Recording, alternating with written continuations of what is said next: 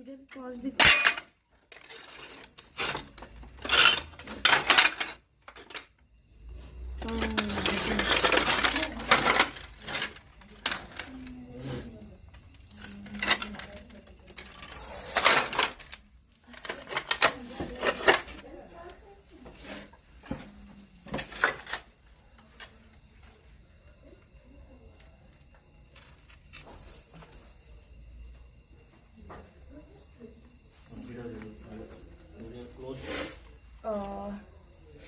तर अशा तऱ्हेने मी